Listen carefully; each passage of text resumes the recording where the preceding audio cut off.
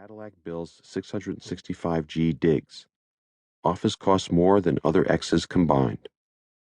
The story inside explained that the rental cost of the Carnegie Tower office space would exceed what the federal government's real estate arm, the General Services Administration, was paying for the offices of Gerald Ford, Jimmy Carter, Ronald Reagan, and George Herbert Walker Bush, which altogether amounted to less than $625,000 a year.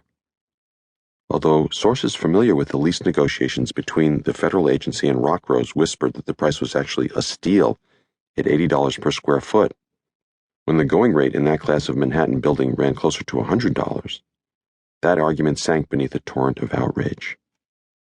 At first, the chairman of the House Appropriations Subcommittee that oversees funding for former presidents, a hardcore ultra-conservative Republican representative from Oklahoma named Ernest Istook, responded rather mildly to the Post expose.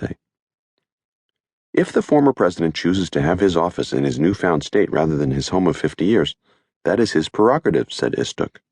But obviously, it's going to cost the taxpayers a lot more money. Taxpayer and public interest groups across the ideological spectrum swiftly condemned the proposed lease as an unjustified extravagance, demonstrating how little residual goodwill toward Clinton remained. The Cadillac headline quoted a quip from the president of the National Taxpayers Union. Expanding on the same theme, Thomas Schatz, president of the conservative Citizens Against Government Waste, said, "The Clintons have always treated public money with a sense of entitlement, but this takes the cake. Once again, Mr. Clinton has displayed his narcissism, his spendthrift habits, and willingness to squeeze the maximum benefit out of every loophole." Then Charles Lewis, executive director of the liberal Center for Public Integrity, chimed in with a reminder of Clinton's waning popularity. "After his pardons and his gifts," said Lewis, "I think we should give him a pup tent in Central Park." A spokesman for the Congressional Accountability Project, founded by consumer advocate and 2000 presidential protest candidate Ralph Nader, eagerly joined the chorus of disapproval. "There's no question that it's arrogant. It's a slap at the taxpayers. It shows tremendous disrespect for the taxpayers." In Clinton's adopted hometown, the Carnegie Tower story provoked snark and snobbish gossip, if not so much fiscal indignation. As a Manhattan real estate broker told the New York Observer, "That building fits him like a glove. It's a building for currently successful scoundrels. You have to have the money, but it's not really high class." Emboldened by this broad upwelling of public anger, Istook announced that he would oppose the Carnegie Tower lease and sent a letter to GSA officials warning that they would be extremely unwise to proceed.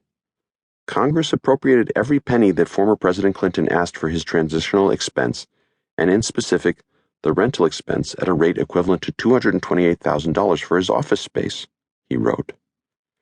"Unfortunately, we're being told now that the former president wants to spend about 3 times as much as he asked for, and as we budgeted and appropriated for the purpose."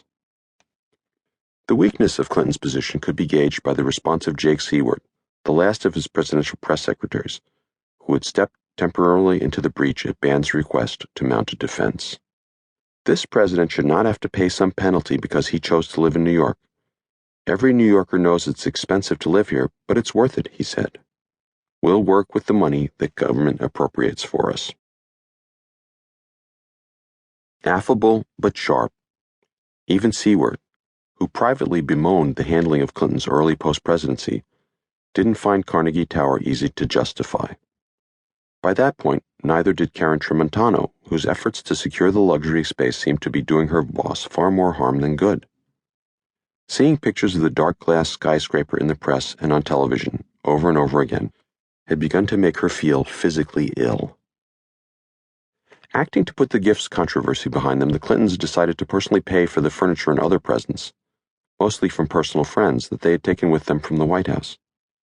Contrary to the screaming headlines, tut-tutting editorials, and lacerating columns, the fact was that nearly all of the gifts had been donated during the course of Clinton's 8 years in office rather than during 2000.